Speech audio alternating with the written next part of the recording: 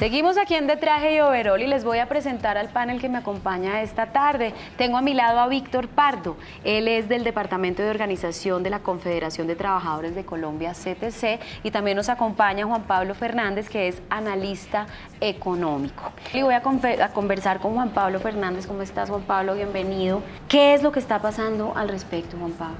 Lo que está pasando es que el gobierno de Juan Manuel Santos está tomando una serie de decisiones que van a empujar a la ruina indefectiblemente al sector azucarero y al sector panelero colombiano. El sector azucarero y panelero es un sector estratégico para la nación colombiana, digamos por dos razones. Uno, por un asunto de garantía de soberanía alimentaria, ¿cierto? El azúcar y la panela son una importante fuente de energía para los seres humanos.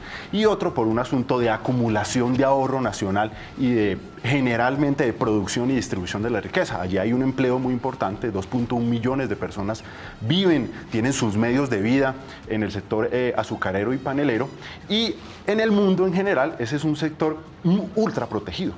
Para darte un ejemplo, en el caso del TLC con Estados Unidos, el único rubro que Estados Unidos dijo: yo nunca lo voy a liberar, bajo ninguna circunstancia, llueva, truene o relampaguee, va a ser el azúcar, le dijo a Colombia. Y en todas las grandes potencias y países importantes azucareros del mundo, lo que hay es una protección durísima a ese sector. O sea, ese es un sector muy protegido en el mundo por la vía de aranceles, cuotas de importaciones, precios de sustentación, todo tipo de subsidios. Y lo que está planteando el gobierno de Juan Manuel Santos y su ministra Cecilia Álvarez es coger esos mecanismos de protección del azúcar colombiano y reducirlos, con el objetivo de permitir que a Colombia entre otro TLC, el TPP. Y uno de los requisitos, dicho por el gobierno y por señores como Rudolf Homs, para ingresar a ese TLC, a ese super TLC, es que se acabe la protección al azúcar y a la panela colombiana. Luego estamos ante una política que lo que está buscando es destruir la producción y el trabajo colombianos sobre la base de permitir que el mercado mundial, el mercado colombiano del azúcar, quede en manos de los países más poderosos, afectando la soberanía nacional y la seguridad alimentaria de los colombianos.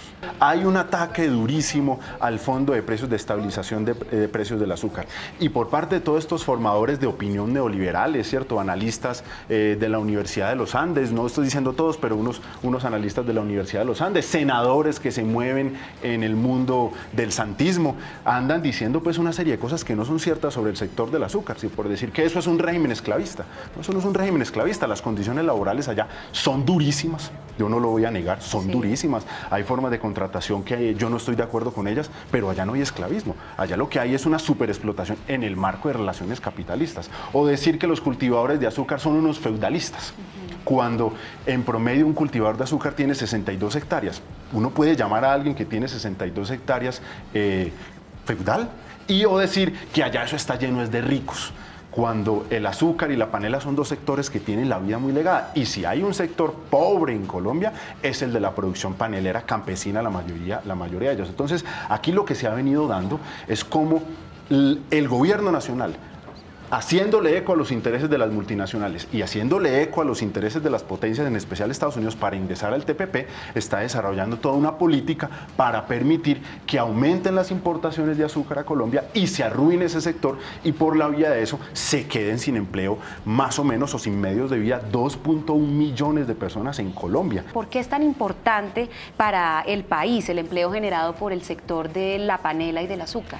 Es que esto va a afectar a los trabajadores corrientes del normal desarrollo de los ingenios azucareros. Y hay un sector que es muy difícil predecirlo desde la óptica sindical porque no tiene organización, que son el efecto de los paneleros. Realmente ellos tienen un mecanismo de organización muy lejos de las centrales obreras. ¿Por qué? ¿Cómo se ha dado este proceso de organización en este sector? De los corteros, de los paneleros. De ellos, de los paneleros y los azucareros.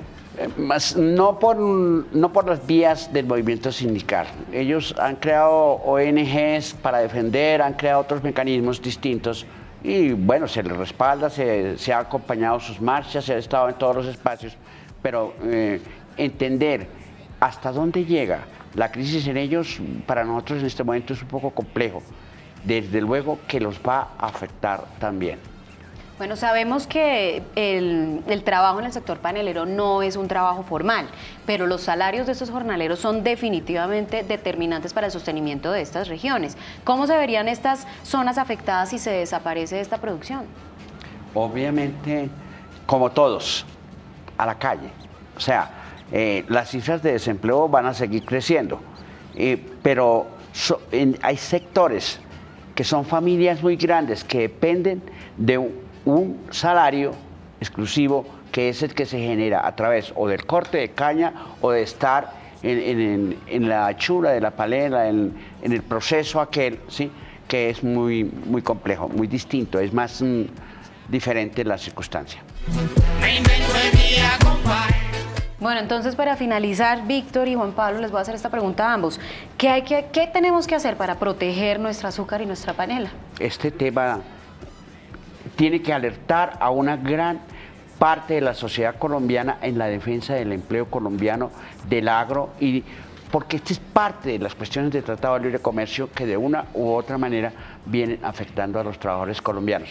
Entonces tiene que haber una gran unidad de los trabajadores, de los sectores medios, de la sociedad en general, que entienda que este conflicto va a ser de grandes proporciones para arruinar más el campo. Yo diría que hay como dos cosas que hacer. Una por parte de los sectores que están metidos en el mundo del azúcar y la panela, que ellos deben continuar haciendo lo que están haciendo, a mi juicio, y es trabajadores, cultivadores, los de los ingenios, continuar, y las clases políticas o los distintos sectores de la sociedad, continuar construyendo una alianza para defender la producción y el trabajo nacionales. Pongamos la atención, los ojos sobre esto, porque lo que están dando no es solo un problema de que haya alguien que haya tenido prácticas que la justicia ya dirá si son incorrectas o no. Lo que están dando por parte del gobierno de Juan Manuel Santos es una decisión de economía política, de arruinar un sector estratégico para la soberanía y la seguridad alimentaria de los colombianos, y sobre la base de eso permitir que ese mercado se lo tomen potencias con todos los riesgos